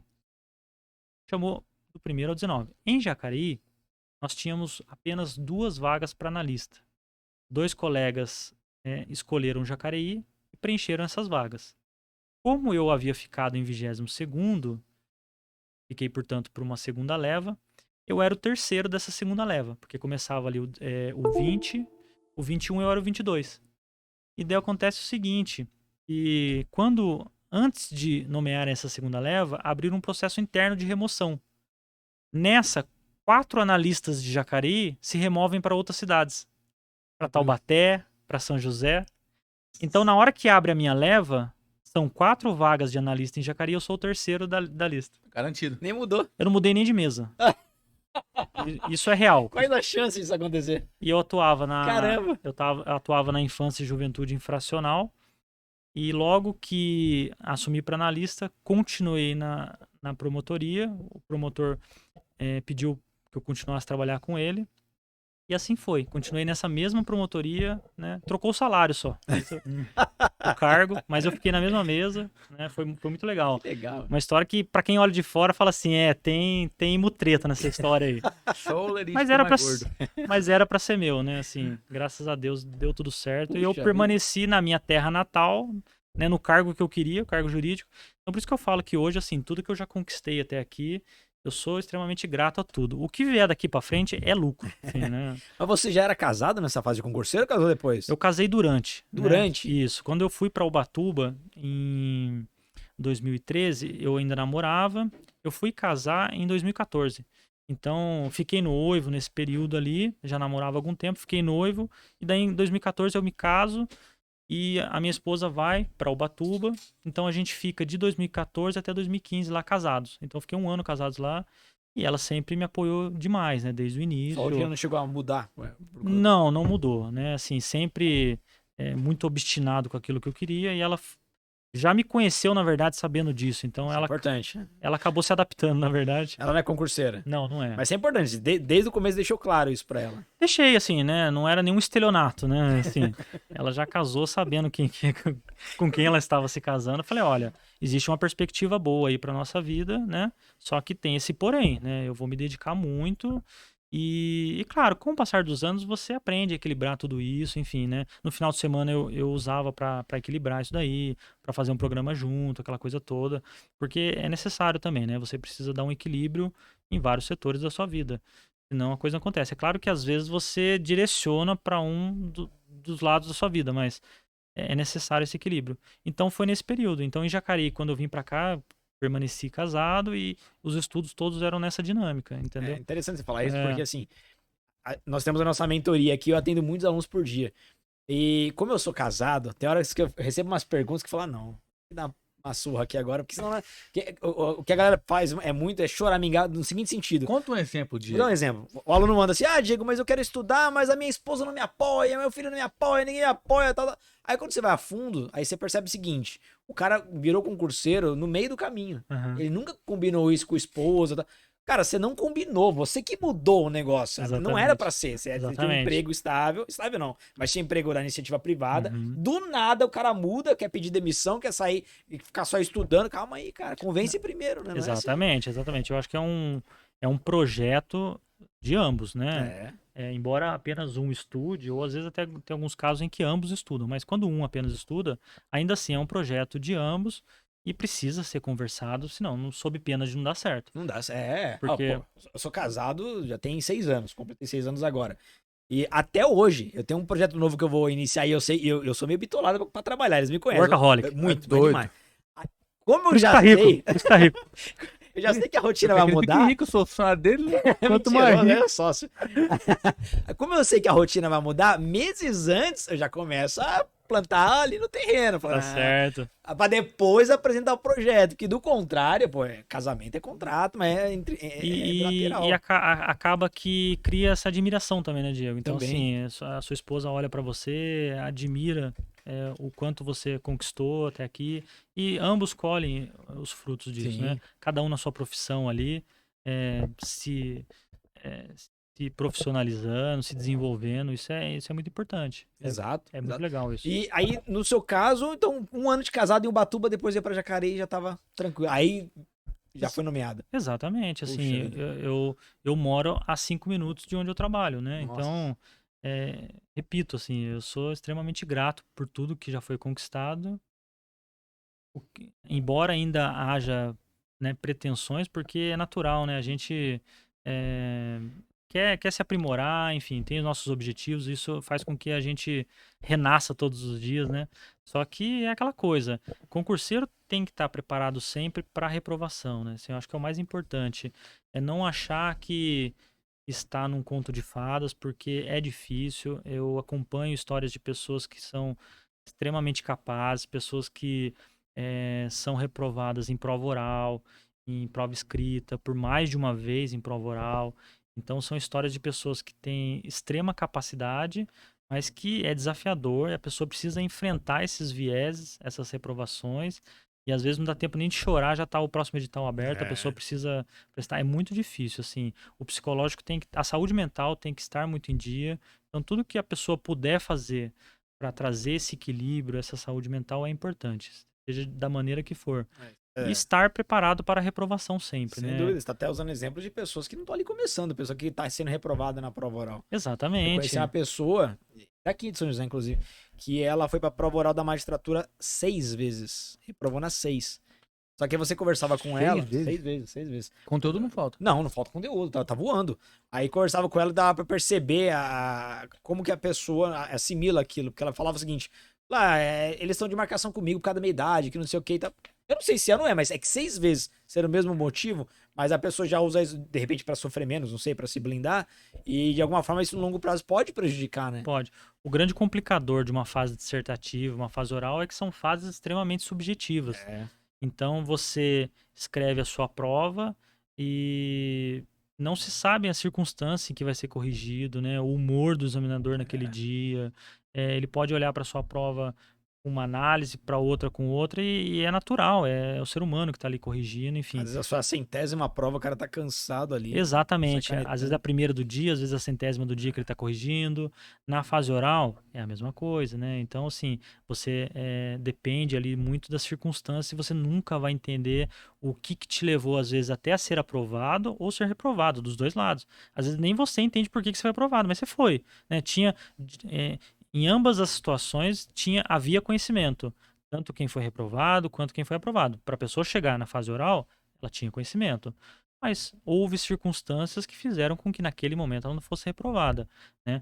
Aí é importante entender onde a pessoa quer chegar e se há determinação nesse sentido, vá firme, né? Cuide da saúde mental e siga o seu objetivo, o seu sonho, que uma hora acontece, Sem né? dúvida. Outro mito até que é perguntar pra você, que no começo você falou que você tinha essa visão do Ministério Público de só o promotor acusando no júri. Você falou que hoje demora 5 minutos pra chegar no trabalho, não sei se vai a pé, vai de carro, mas é muito perto. Você perdeu esse medo? Na prática, o risco, por exemplo, para analista, ele existe ou é tranquilo? Como é que é lidar com essa exposição?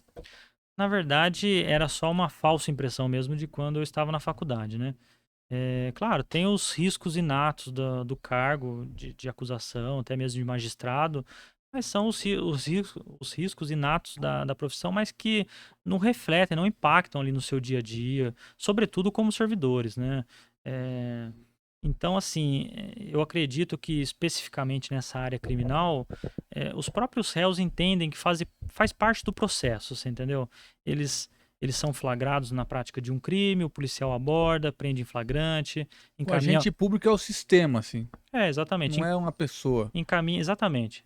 É uma imagem ali e que é a teoria do órgão, né? Tipo assim, é o órgão, assim, a gente só está representando o órgão e é encaminhado para a autoridade policial. Ele entende que ali é uma sequência de atos, né? Alguém vai denunciá-lo por aquilo que ele fez, né?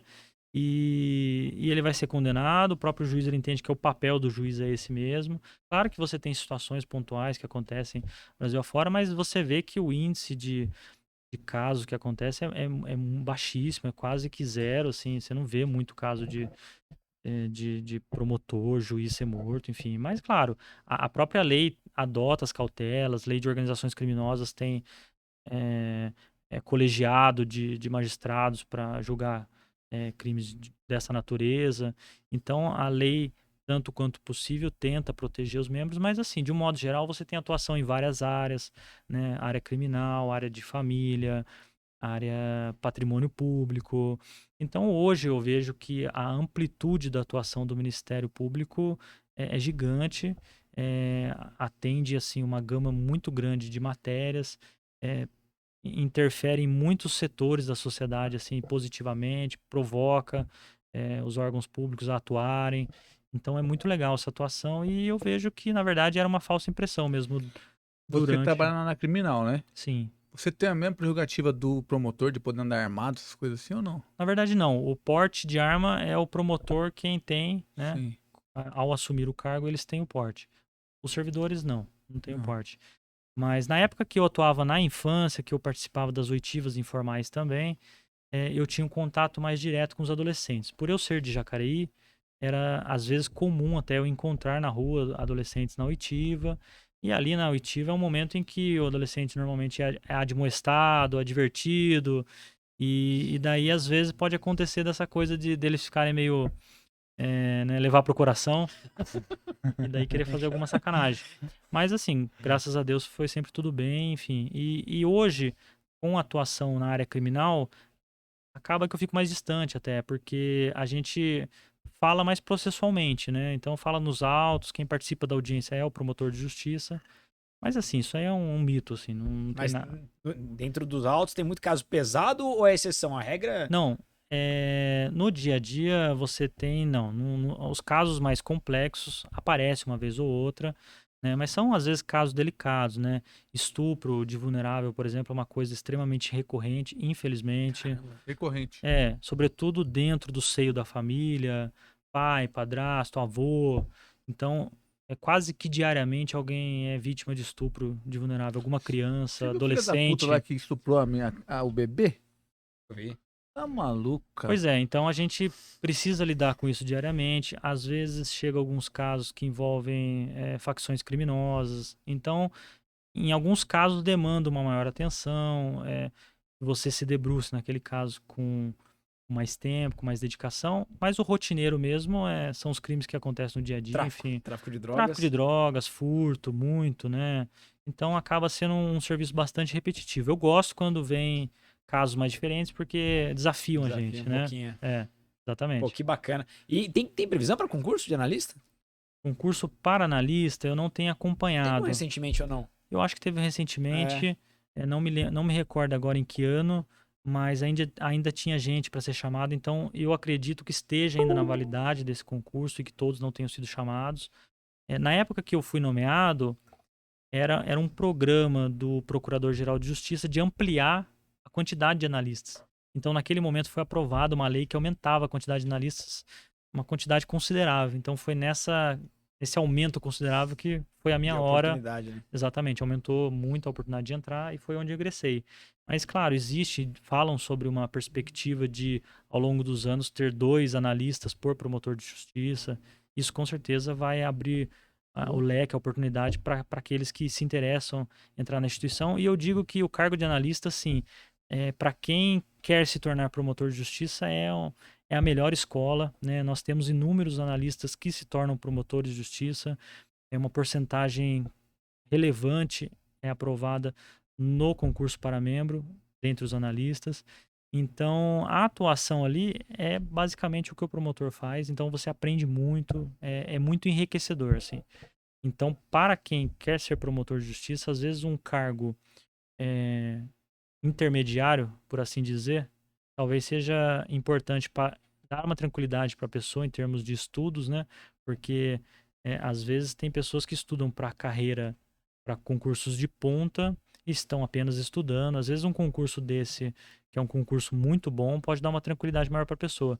E mais, às vezes a pessoa entra na instituição e passa a conhecer a instituição e fala, bom, eu queria só ser magistrado. Agora que eu entrei aqui, eu vi que eu quero, às vezes, até mais ser promotor de justiça do que ser Isso magistrado. acontece muito. Acontece muito, né? Porque o juiz são funções distintas, mas ele fica inerte ali, né? O Ministério Público tem essa coisa de provocar a Uma atuação jurisdição. mais dinâmica, né? É muito legal, né? Assim, os Rotativo. grupos de atuação, o combate ao crime organizado é muito legal também.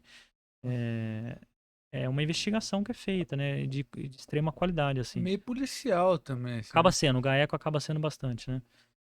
Eles pegam os trabalhos mais complexos que são de interesse institucional para o GAECO e eles fazem a situação, mas é muito legal. E você estava falando, tô com a história da dinâmica da faculdade, da vida de concurseira. Minha pergunta é: concurseiro pra sempre ou já pendurou as chuteiras? Como é que tá o dia a dia hoje? Que você sempre estudou, né? Inclusive até casou estudando e não Não, parou. então, assim que eu entrei no Ministério Público e me tornei oficial de promotoria, em seguida eu vi no cargo de analista um degrau para evoluir lá dentro, eu já tinha em mente o cargo de promotor de justiça, né? É uma evolução natural de quem está na instituição, de quem fez direito, de quem presta concurso há muitos anos. E eu não tenho vergonha nenhuma de dizer que depois que eu me tornei analista, eu prestei inúmeros concursos para membro, fui reprovado em 10, 11, assim, primeira fase, e aos poucos eu ia percebendo que a cada reprovação era um ensinamento, era um aprendizado, era onde eu precisava, em determinada matéria, me aprofundar, me aperfeiçoar. E daí até entra naquilo que eu tinha como premissa lá no início, que era aquela questão de especializar para um concurso, né? Por quê? Porque eu não presto em todos os estados do país, mas nessas provas que eu prestei ao longo desses últimos anos, eram provas que normalmente eu não estudava para assuntos específicos daquele estado, porque tem, né? Tem legislações próprias do estado e, e também o estilo da prova é diferente de estado para estado. Sendo que desde o início, o edital que está ali na cabeceira da minha cama é do MP São Paulo, né? Que é a instituição onde eu estou, onde eu quero permanecer. E então, assim, eu meio que prestava esses outros concursos, mas para evolução mesmo. Fui reprovado nessas primeiras fases. No último, e no MP de São Paulo, eu prestei já 3 vezes aqui.